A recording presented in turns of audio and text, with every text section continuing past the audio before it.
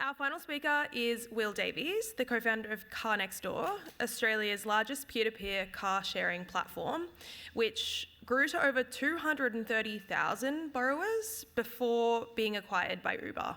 It's pretty crazy. Please welcome Will.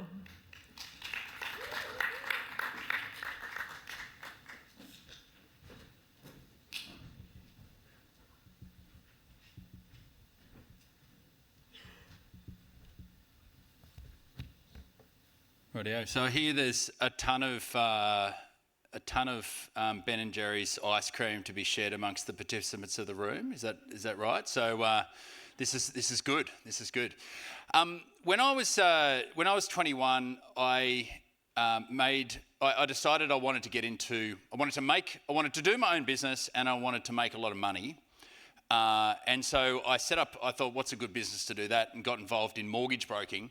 And mortgage broking is actually a fantastic way to make a lot of money. And by the time I was sort of seven years into that, I had a team of 20, and I was making good money and going on a lot of holidays and living a good life. But as I was getting older and older, I was becoming more and more concerned about all the different ways that humans are stuffing up the planet. Where, probably don't need to tell you guys, but the ways are infinite. We're producing heaps of plastic, which we're then not disposing of properly. We're polluting the waterways. We're overfishing. We're overdeveloping.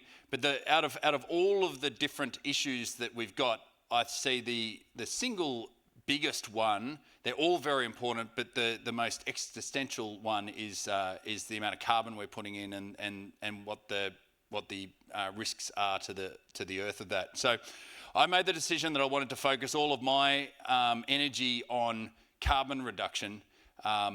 So then I got back to the mortgage broking business, and you're going to go, well, how does carbon reduction fit into mortgage broking? It didn't really, so I sold that business and then went on a hunt trying to find something to do. I love doing businesses, so trying to find a business that was going to have a big impact. So looked around for a long time, and eventually in 2012, along with my mate Dave Trumbull, we co-founded Car Next Door. And the primary purpose of that, we hoped it would be something that could be a good business, but the primary purpose of doing it was to reduce carbon emissions. That was the best idea we could think of at the time.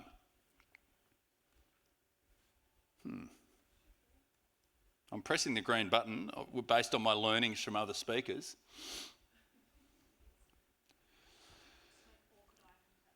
Yeah, right, perfect, nice.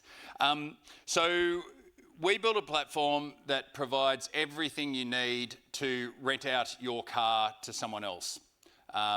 So think of Airbnb for cars. So we provided a way to so that owners could list their car on the platform and people could find it. We also had to find solutions for, how do you insure them? How does fuel happen? What happens if there's damage? What happens if a car's left dirty, and all of those different things. So this slide makes it all look kind of pretty quick and easy, but over 10 years we tested thousands and thousands of ideas, worked out what was working, what needed to be changed, raised a lot of money, and over time we kind of built something that Uber was interested in. So we raised $22 million over the 10 years, and we started just in Bondi. So we had 20 cars just in Bondi, and then after we kind of got it half working, we went out to wider Sydney, and then Melbourne, and then Brisbane, and then Perth, and then eventually the whole of Australia.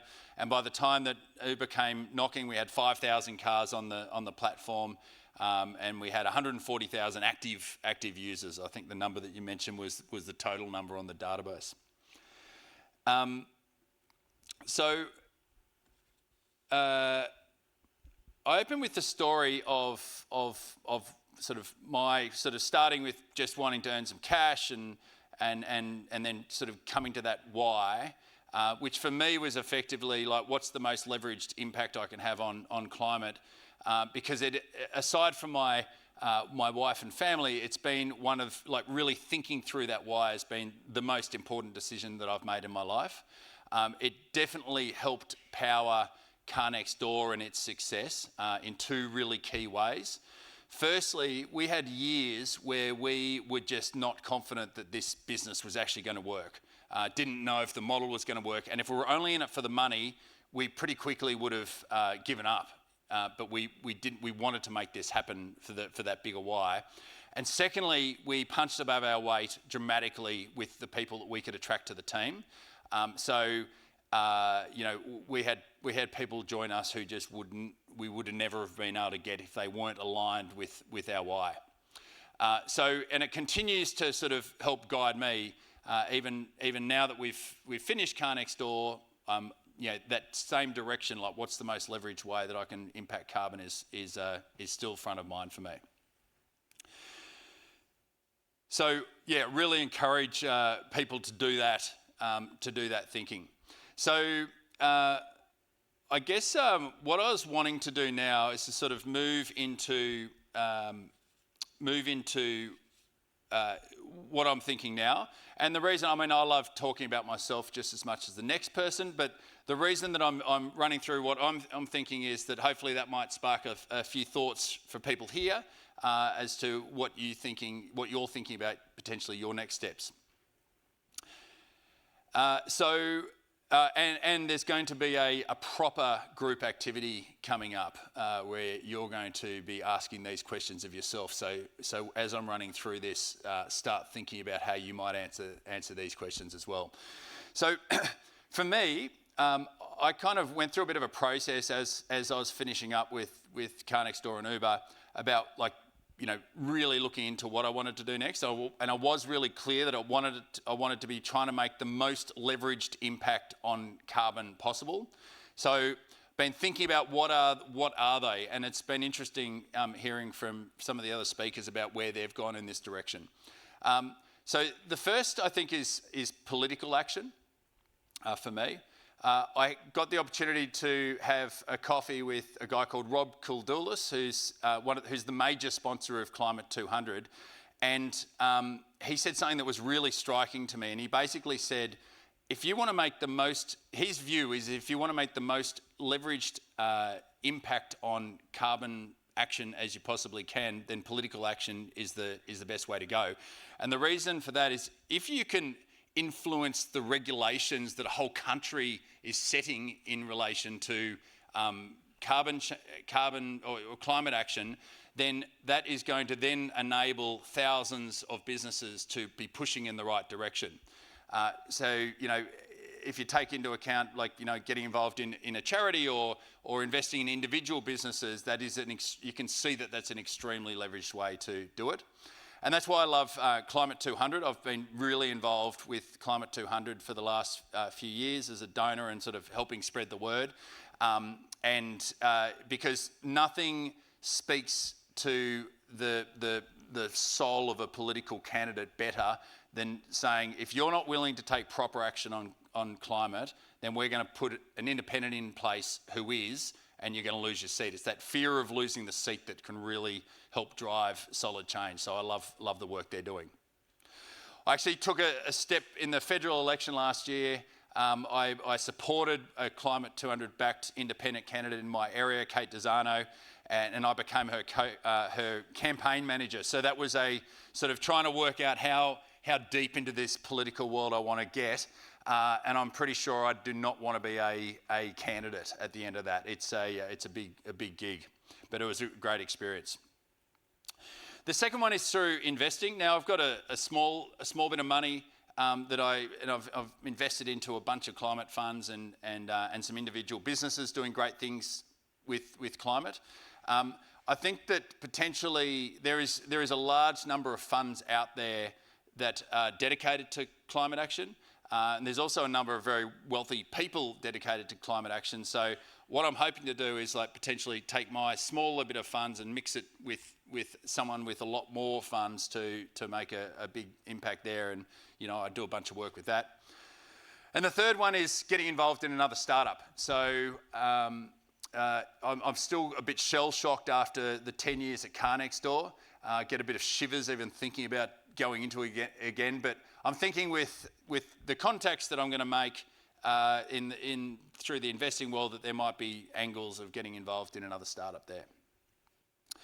I'll tell you what, Bill McKibben has gotten, like, you've got the only non-Bill McKibben quote in the talk, Lisa, but a very influential environmentalist. I've found in my journey, I often get worried about, like, am I doing the thing that I should be doing, like the most impactful thing, trying to find that thing that's going to make the difference. Now, just in order to understand this quote, who knows what buckshot is? Yes. What is buckshot? All right, it sprays out, so hundreds of little pellets rather than one sort of projectile going through. So there's no silver bullets to solving the climate crisis, only silver buckshot. So there is no one magic thing that if you do that, that's going to make all the difference. We need millions of people doing thousands of different things in order to turn this ship around. So that helps me feel a lot more comfortable, like, I need to make a good decision, but if it's not perfect, and sort of car next door certainly wasn't the perfect decision to try to maximise things in hindsight, but if it's not perfect, you're still getting involved, and there's still lots of people doing it with you. What I just wanted to leave you with was, when I was 28, I kind of asked myself the question, what is the most leveraged thing I can do to have an impact on climate? And at that time, the answer for me was car next door. But I don't really think it wasn't about that idea. It was actually about the fact that I got on and started doing it. Because I think it's that action that is the most important thing when you're trying to do this, and it's not just the action on one thing. There is so many different directions that this has got to go. I love how including making products from excess grape usage that was previously getting phased out is just one really good example. There isn't one idea, one perfect idea. There isn't one sort of heroic person who's going to solve all of this. It is the buckshot, and it's going to come from millions of people around the world doing thousands and thousands of good things. Some of you might start companies. Some of you are going to, influence businesses from the inside. Some might invest. Some might volunteer and organise. But the most important thing is to pick something and to start. And when lots of people start moving in the same direction, that's when real change happens. So thank you.